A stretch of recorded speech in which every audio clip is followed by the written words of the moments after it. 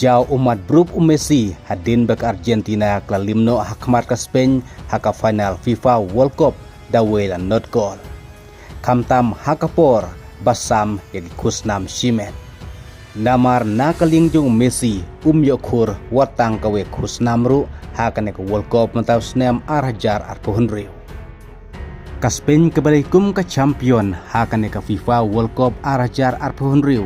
Kapadero ka champion haka European Championship arhajar arpusaw. Haka ba nakaling jong Lamine Yamal layokur ya ka champion haka Euro arhajar arpusaw hak arta kabakat rusnem. Kadba haka ne ka World Cup hak arta kabakat kandasnem.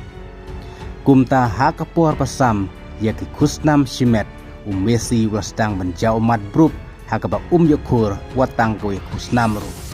Hakaba na duo player of the match hakane ka jilekai final ka Argentina persyaya ka Spain uday Ferran Torres. Kadba ya ka kusnam best young player lakur da orang leka jong ka Spain kata da uko Barsi. Kadba ya ka kusnam Golden Glove lakur da orang akol jong ka Spain kata da Unai Simon. Nang ta kabala akmilenti pankur Messi kade Golden Ball ane kumuta player of the tournament. Henry ya kane kusnamru la kurno ta orang leka jong ka Spain kata Rodri ubalakur ya ka Golden Ball kumuta best player of the tournament. Kadba ya ka Golden Boot ru la yokur ta Kylian Mbappe ubalayo si Paukol Messi pat prakol.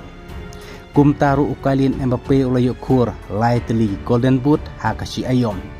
Haka La Liga, haka Champion League, bat kumjuru haka World Cup.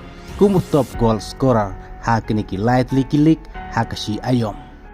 Kumta nakaling jong Messi uklem yokur trofi AA haka neka FIFA World Cup kamtam ka kusnam simet. Kumta ka Spain kum ka ladu ka champion haka World Cup arachar arpunreu. Kadba ka Argentina kum karnas up. Bat hadin belakudno ke jilikai hadin bak Argentina klalimno hakmat ke Spain day Lamine Yamal upalalik bat kedup ningkong yau Messi kublai sibun.